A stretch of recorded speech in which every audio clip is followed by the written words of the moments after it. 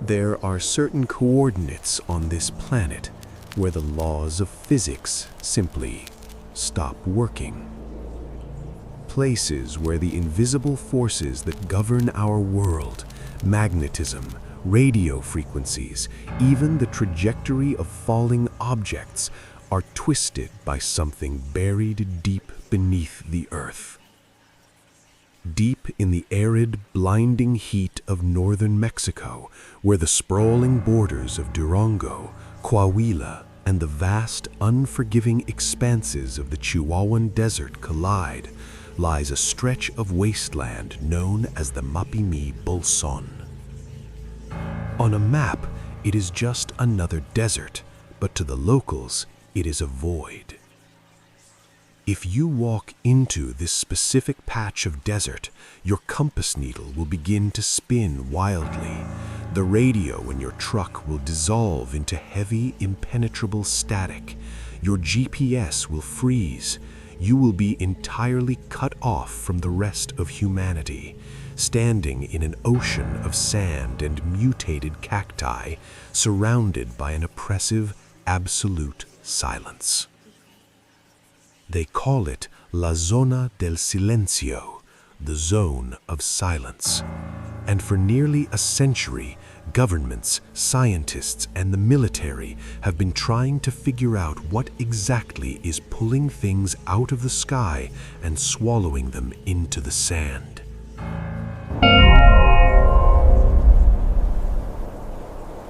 To understand the zone, you have to understand the geography of isolation. Millions of years ago, this entire region was submerged beneath the Tethys Ocean. Today, the water is gone, leaving behind a stark, calcified seabed littered with marine fossils and millions of ancient, rusted meteorites. The indigenous tribes avoided it. They spoke of lights in the sky and a strange, heavy energy that made the skin crawl. But the modern world first slammed into the anomaly in the 1930s. Francisco Sarabia, a pioneering Mexican aviator, was flying his plane over the Mapimí Basin. It was a routine flight under clear blue skies. Suddenly, without warning, his instrument panel went completely dead. His radio emitted a deafening screech before cutting to absolute silence. He was flying blind. Sarabia barely survived the flight. When he landed, he reported that it felt as though an invisible magnetic pillar had shot up from the desert floor, actively jamming his equipment. Decades later, in the 1960s, Pemex, the national oil company, sent surveyors into the exact same coordinates. They found the same terrifying reality. Communication was impossible. Walkie-talkies failed. It was as if the air itself refused to carry a signal. The zone wasn't just quiet. It was aggressively silencing anything that entered it. But it wasn't until the height of the Cold War that the true scale of the anomaly was violently exposed to the world.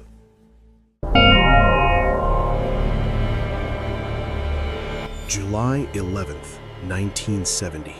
The Green River Launch Complex in Utah, United States. The U.S. Air Force fired an Athena V-123D rocket. It was a massive multi-stage missile carrying 2 vials of cobalt-57, a highly radioactive isotope. The trajectory was strictly programmed. It was supposed to fly south and land in the White Sands Missile Range in New Mexico.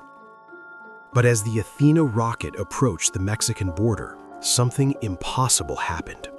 It didn't just drift off course. It violently veered thousands of miles past its target, tearing through the stratosphere as if it was being pulled by a massive, unseen magnet.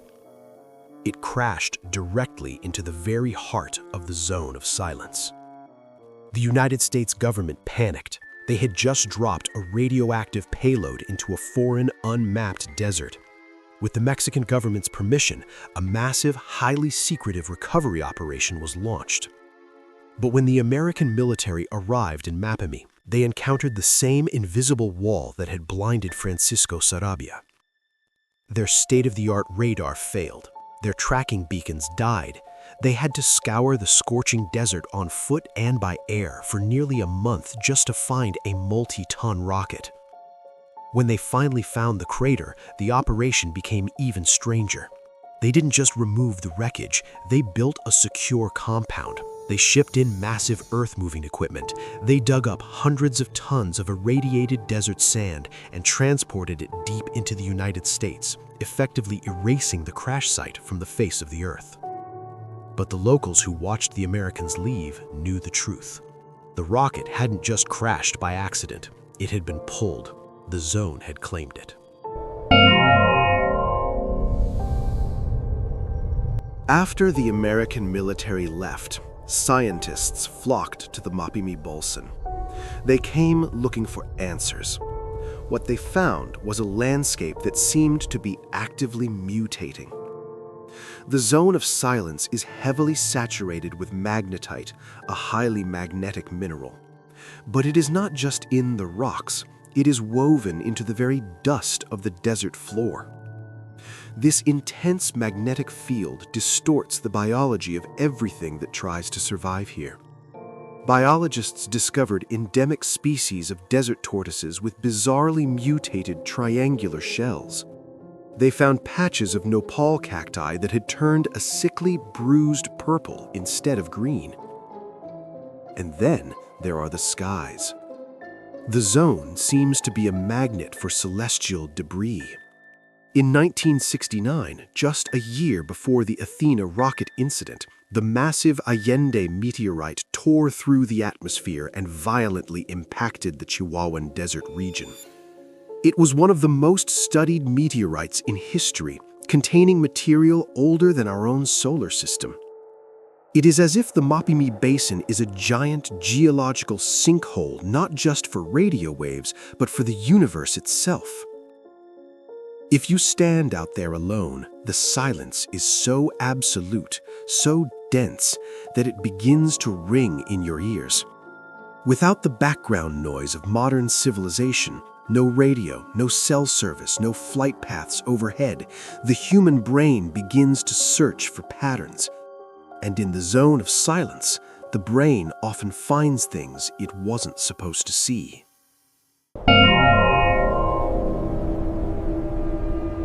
When the compass fails and the radio dies, the isolation becomes absolute.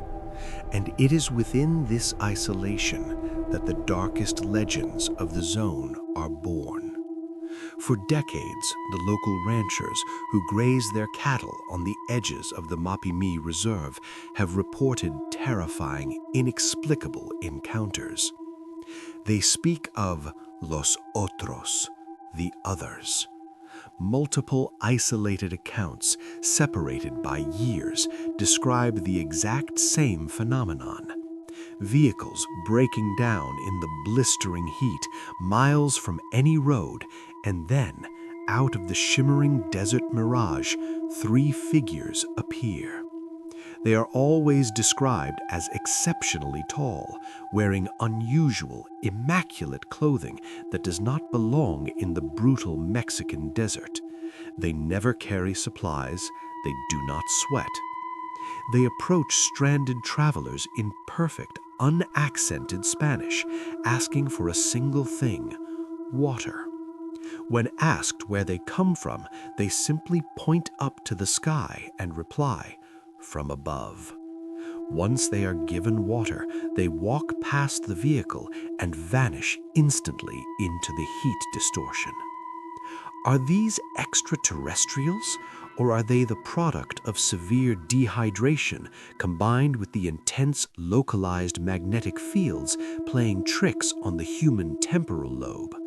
Some neurologists suggest that extreme magnetic anomalies can induce a waking dream state, a localized hallucination that feels entirely real.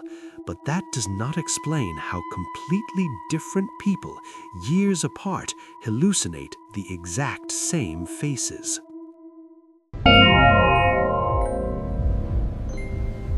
We like to believe that humanity has conquered the map. We have satellites that can read a license plate from orbit. We have charted the bottom of the Mariana Trench. Yet, just a few hours into the Chihuahuan desert, there is a boundary line, a place where our technology is rendered completely useless, and we are forced back into the primitive dark. The Zone of Silence reminds us that the Earth is not a passive rock.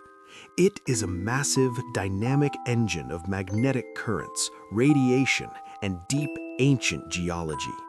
It has blind spots. It has traps. We fear the Mapimí Bolson not because of aliens or mutated reptiles, but because it represents our ultimate loss of control. It is a place that refuses to be measured, a place that takes your voice, scrambles your direction, and leaves you completely alone with whatever is waiting in the dust. Welcome to Arcanum. If you seek the truth hidden in the dead air, subscribe and leave a mark in the comments below. Have you ever been to a place where the world simply went quiet?